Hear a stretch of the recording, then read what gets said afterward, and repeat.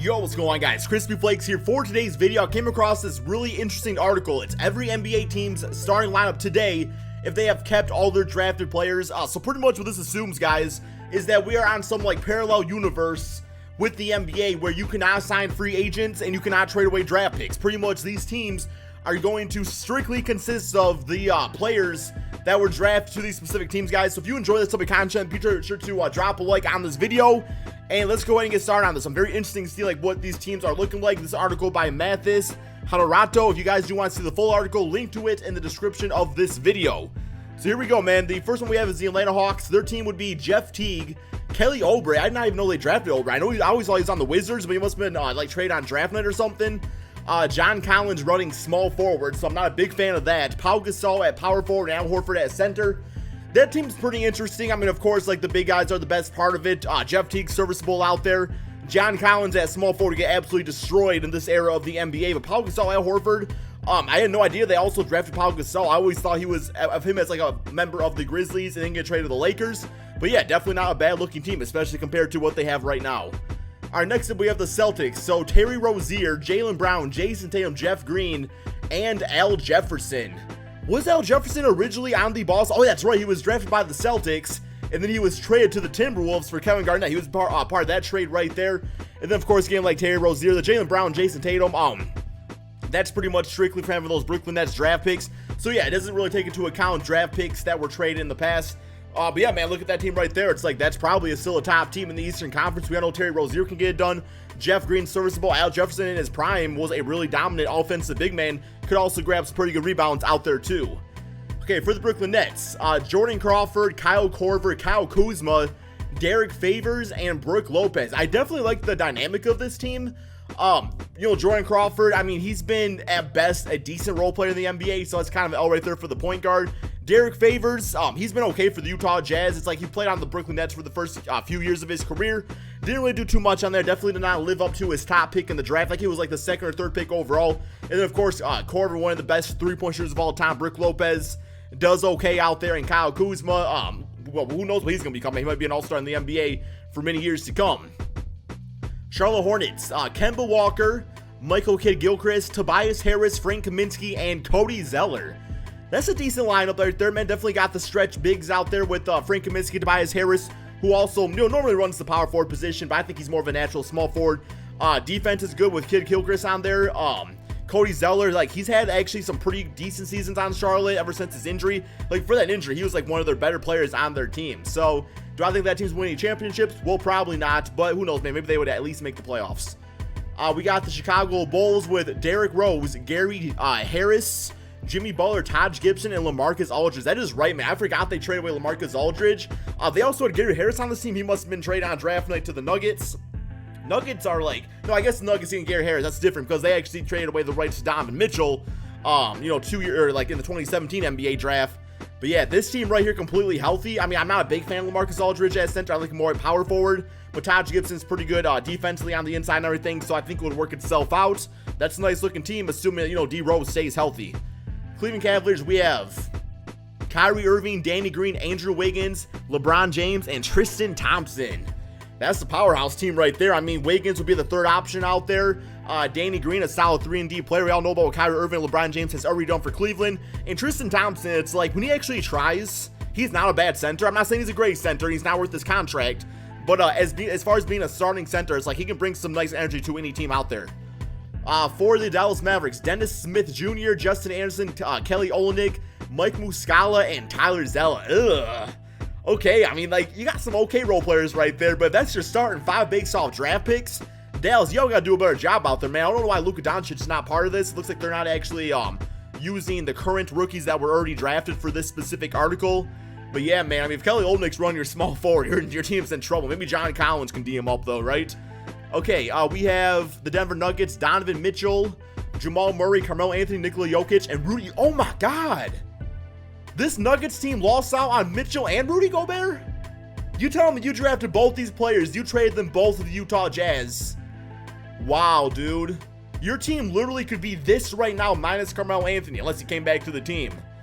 Oh my God, man. How's the Denver Nuggets be doing stuff like that? That's probably the best team I've seen so far, like up and down. That's really good, man. I would love the idea of Jokic and Gobert on the same team. That would be freaking nasty. All right, my Detroit Pistons. Yeah, we don't really have very good luck with the draft. KCP, Spencer Dinwiddie, Chris Middleton, Greg Monroe, and Andre Drummond. I mean, Drummond and Monroe never really did nothing together anyway. Chris Middleton, I was salty when he became a freaking 20-point per game scorer on the Milwaukee Bucks. Spencer Dinwiddie, same song and dance, was one of the most improved players this NBA season after really just not really getting a chance on the Pistons. And KCP, we gave him a chance. He was an okay player. But yeah, pretty underwhelmed by this select 5 right here. Golden State Warriors. You know, man, this right here that I'm seeing actually makes me respect the Golden State Warriors a bit more because, like, before the whole Kevin Durant thing and DeMarcus Cousins thing, the Warriors actually did build their team via the draft, which you do have to respect. Stephen Curry was slept on. Klay Thompson, one of the best shooting guards in the NBA. Got Harrison Barnes out there, who was part of that dominant historical 73-9 team. Draymond Green was a second-round draft pick. Kevon Looney, he's okay. I mean, he's definitely the worst part of the starting 5 right there. But yeah, we already know what a lineup like that can potentially do in the NBA. So that might actually be the best one we've seen so far now. Houston Rockets, we have Jeremy Lamb at point guard, Rudy Gay, Nicholas Batum, Nikola Mirotic, and Clint Capella. Definitely like the front court of this team. I mean, if they got better luck getting, actually drafting a point guard, it might look a bit better out there. But that's not a bad line. Rudy Gay definitely is not really much of a shooting guard, and Jeremy Lamb definitely is not a point guard.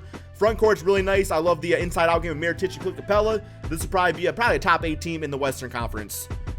For the Pacers, oh yeah, this is going to be a good one, man. Lance Stevenson, Paul George, Kawhi Leonard, Miles Plumlee, and Miles Turner. So besides for Plumlee, I do like this lineup a lot. I mean, the fact that Paul George and Kawhi Leonard could have been teammates for the Indiana Pacers, gotta kill freaking Pacers fans. But at the same time, you guys ended up getting Victor Oladipo later on in life, and things are looking pretty good. I think Miles Turner is ready to turn the corner, no pun intended there, and to become a really solid player for the Pacers team. With this starting 5 right there, Paul George, Kawhi Leonard, what could have been, unless Paul George, unless I was going to say, unless Kawhi Leonard goes to the Lakers, we all know Paul George already went back to the OKC Thunder, so we're probably never going to see those two guys play together. For the Clippers, we have Sean Livingston, Eric Gordon, Al-Farouq Aminu, Blake Griffin, and DeAndre Jordan. Definitely a respectable lineup, but definitely a very injury-prone lineup. Aaron Gordon's had injury issues. Blake Griffin always seems on and off with injuries. And Sean Livingston, given that devastating leg injury he had like many years ago, you guys check that out on YouTube, man. It's the most gruesome injury I've ever seen.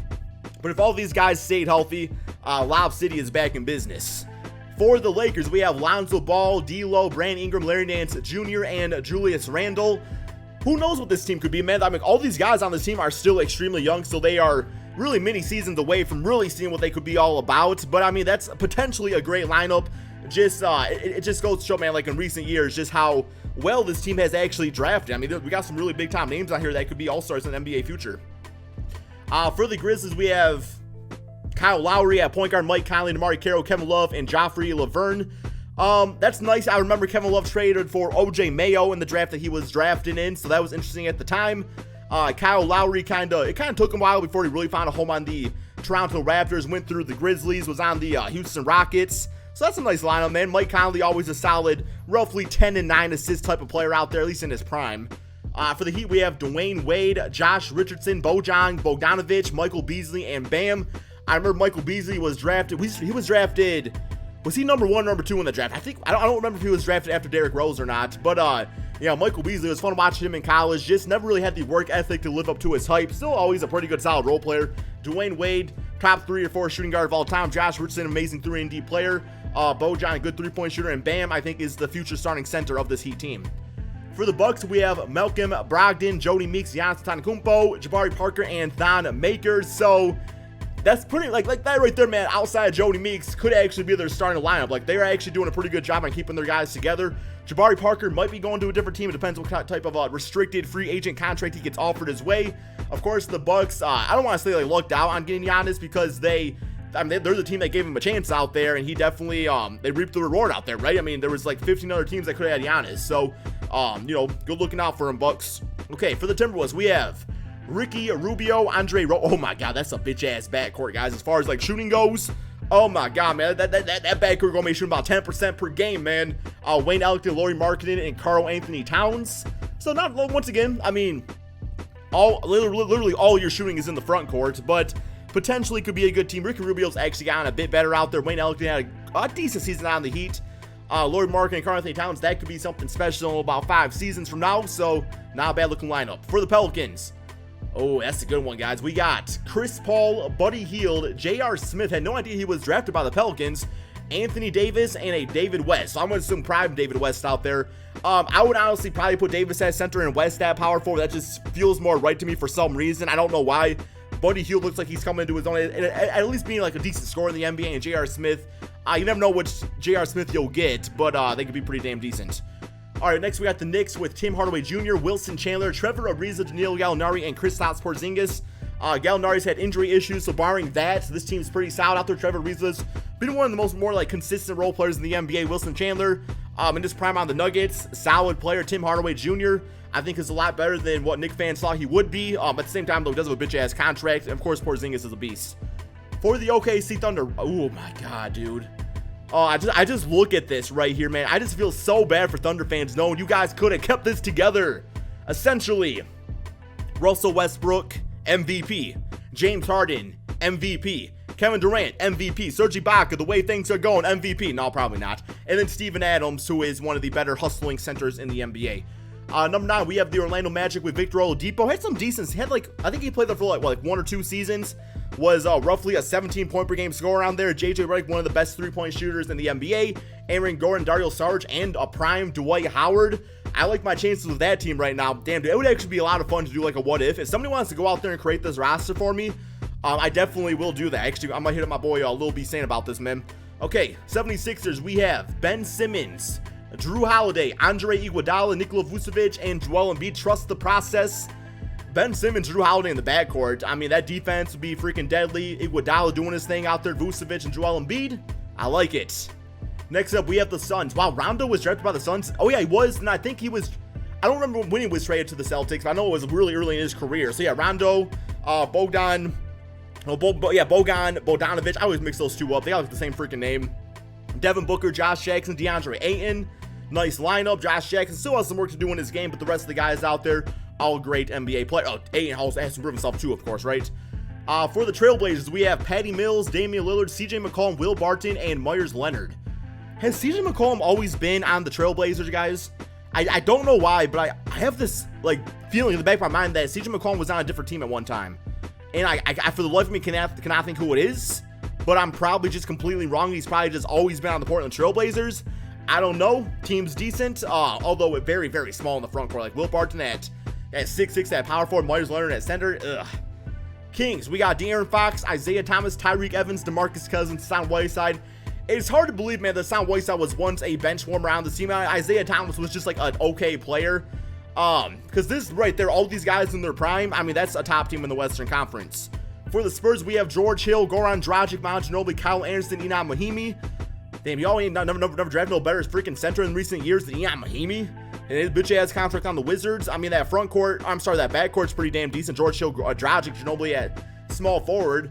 Was Tony Parker not drafted by the Spurs? Maybe not. I guess not. For the Raptors, we have DeLon Wright, DeMar DeRozan, OG Anunoby, PJ Tucker, Jonas Valanciunas. Decent team, nothing special, but an okay squad. For the Jazz, Dante Exum, Ronnie Hood, Gordon Hayward, Gu Dieng, and Enes Kanter. Once again, solid squad, nothing too special. And finally, we have the Washington Wizards, John Wall, Jordan Clarkson, Bradley Beal, Otto Porter, and JaVale McGee. That right there, man, I can just picture that team run up and down the court together, man. There's a lot of athleticism out there, some good three-point shooting. But anyway, my friends, thank you all for watching. This was really fun to watch. Just go over with you guys, just because seeing all these teams, it's just fun to think about what this would be like. So yeah, man, be sure to drop that like, subscribe if you're new to my channel, and peace out, my friends.